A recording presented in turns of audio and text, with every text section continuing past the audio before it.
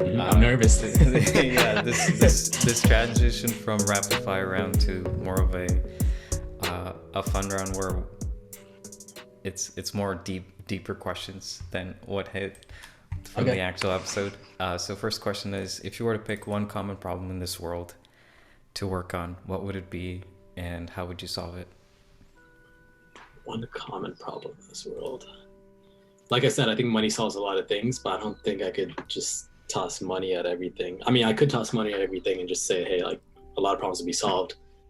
But if I had to narrow it down to one specific problem.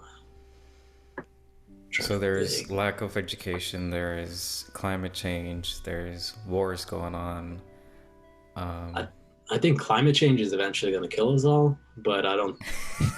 So like, I think it would be important to solve, but I don't know if that'd be my priority. The main thing that comes to my head is just like poverty in general. I mean, I think people shouldn't be living in this type of poverty. The amount of money that's out there, if my $2 can change an entire person's day, like out there in a third world country, like there's so much money can do to fix a lot of stuff. Like it's crazy that we live in our own bubble and we have so much, and we toss like, oh, there's $2, like here's $2 for nothing, you know, like I'll buy a bottle of lotion for like $10, it's nothing, you know, but like that $10 bottle of lotion could probably feed someone for like a week, you know, like in a different location. So and that's something that I take for granted every day, just food, you know. I wake up in the morning, I got food, you know, I got a jar of peanut butter right next to me, so I got food on deck. So like it's just something that like we don't even think about twice. And I go through Ramadan every year.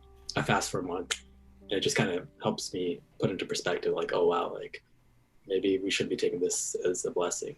And I think faith is very tied down into this as well too, because growing up my parents taught me like, hey, like believe in Allah and everything, and like go ahead and pray 5 times a day, fast and everything. So that because of that, I think that really integrated into my mind, like, oh, like food and like in faith and everything in general, like it's all super important to make sure that like we're very blessed and we understand how blessed we are, and don't be just taking that for granted. Dude. I know I didn't answer your question about something specific. So no. Specific climate change, because we're all gonna die. Yeah, no, you bring up good points, and I want to mention that I think fasting and praying gives us a pause to be mindful. I know I've been trying to do it every Thursday, even. First of all, I'm really alert, and I question like, wow, this is what it feels like without food.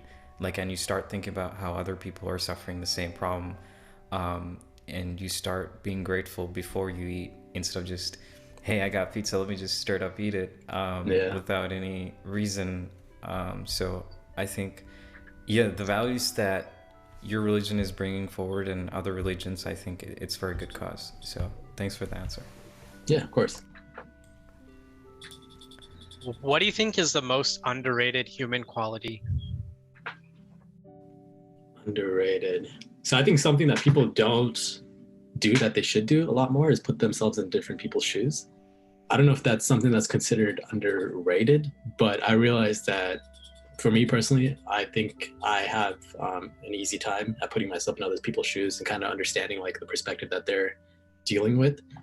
So I think that's a little bit more helpful. Granted, I haven't been through a lot of things like that a lot of people have, but I can kind of see that, hey, this person's struggling. Maybe this person isn't in the right mindset. Maybe that's why they're thinking the way they're thinking.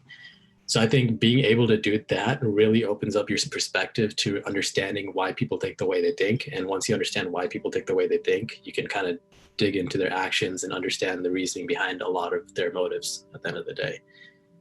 Did that kind of answer your question? Yeah, and that's a good one.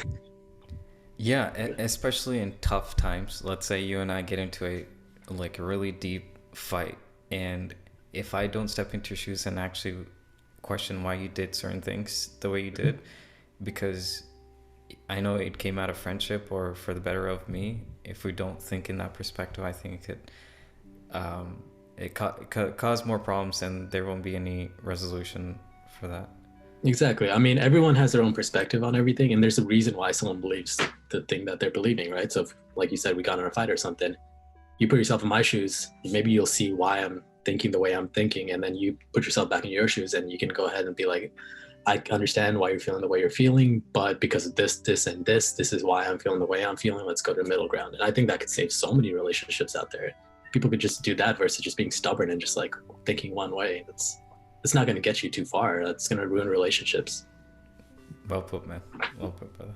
It's like it's like working on a math problem, right? There's more than one way to do it, and when you say it, like, okay, most underrated human quality, when you mention it, it's like definitely you're like opening your mind to different ways of, you know, the same goal, right? Like when you guys are arguing that one side is, you know, something is wrong on one side, something is wrong on the other side, right?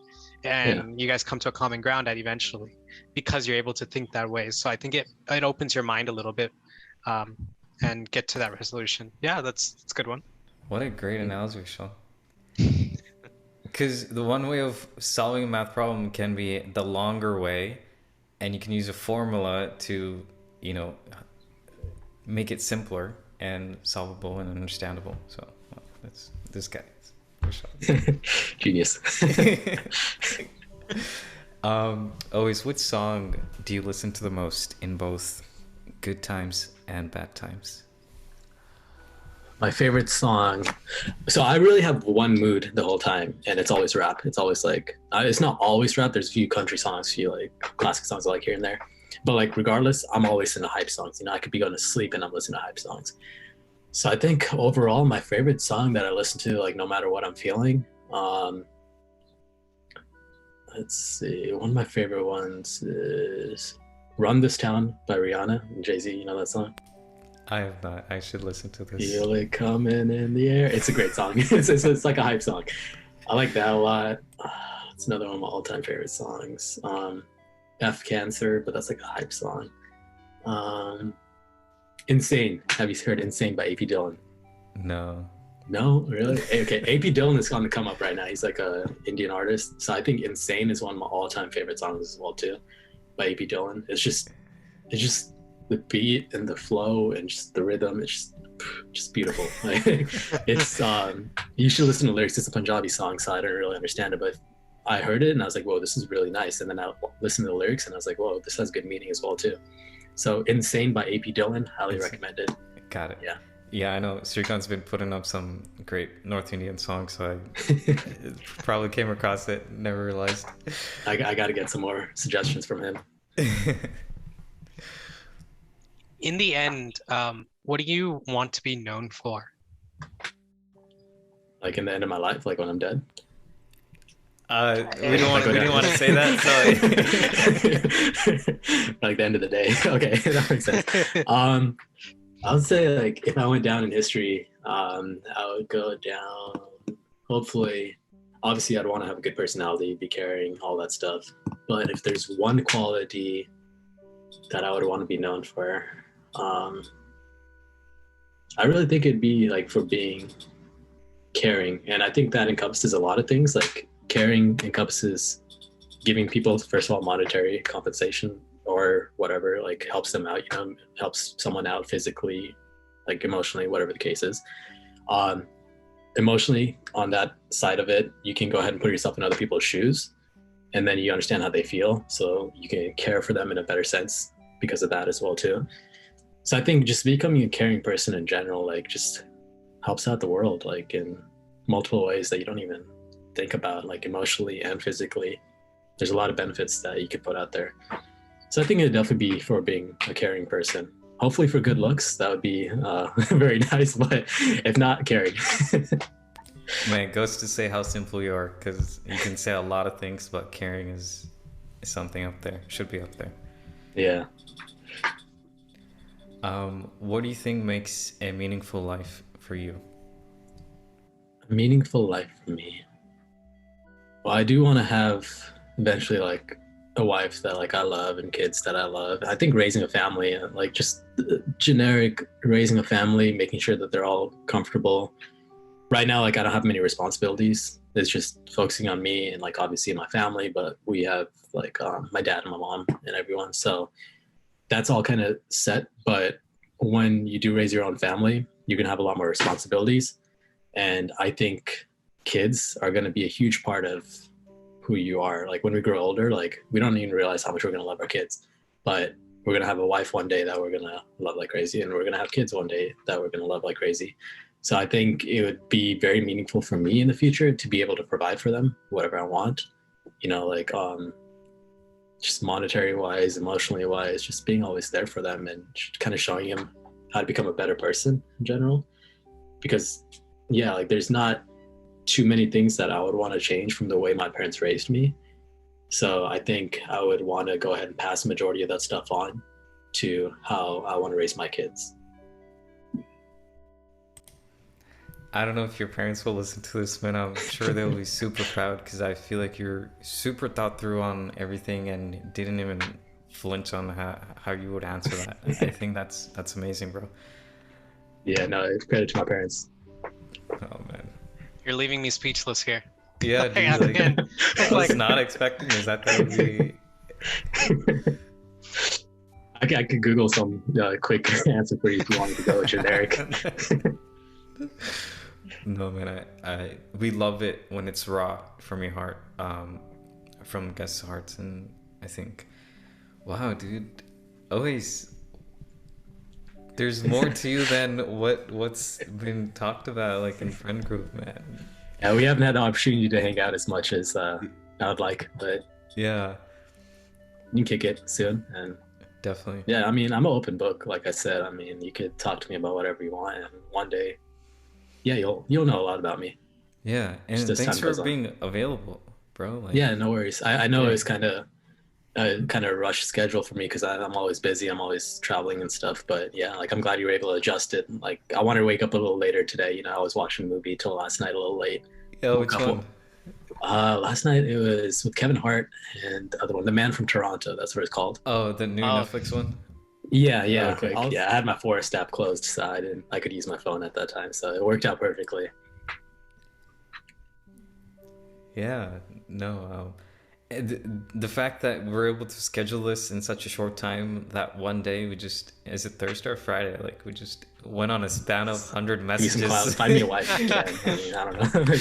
I don't know if Muslim ladies that watch your podcast, but you mind if I take a Snapchat and put it on my streaks with you guys? Yeah, give you guys some clout too. And then you remember this is how I save my memories too. So thanks, Owais. Yeah, let's meet up soon. We'll get this all squared up and posted through our respective channels and tag you finally. No, thank you. It's 4:00. Yeah, I had breakfast a couple hours ago actually when I woke up. There's this new sugar-free cereal that I started eating too. It's healthy, has a lot of protein and fiber. Yeah, of course. Highly recommend it. Please. It doesn't taste that good, but it's... Yeah, thank you, man. Yeah, I'll send it to you guys. It's yes. I forgot the name exactly, but it's kind of pricey. It's like $10 per bag or something. Thank you, brother. It's healthy. So. Do you have lunch and everything? Dude, pimple sugar is directly correlated to my acne, so that's how I got to cut down the sugar. Okay. Awesome. Yeah. Sounds good. No, thanks for having me, guys. I appreciate it. But yeah, we'll catch up soon and everything. Can you Snapchat us? Yeah, and let me know if you need anything else. Yeah, let me know if you need anything else for like your content or whatnot. Yeah, just let me know. Just text me if you need it, and I'll go ahead and send it to you. All right, sounds good. Thanks for everything, guys. For your skin. Appreciate it. Later. Got it. All right, brother. Have a great day. We'll keep in touch. Thank you. Yeah. See you, bro. Yeah, might be a selfie or a picture of yourself for yeah. Okay, perfect. Yeah. Thank you, man. See ya. Thank you. See ya. Yeah. Bye-bye. Bye.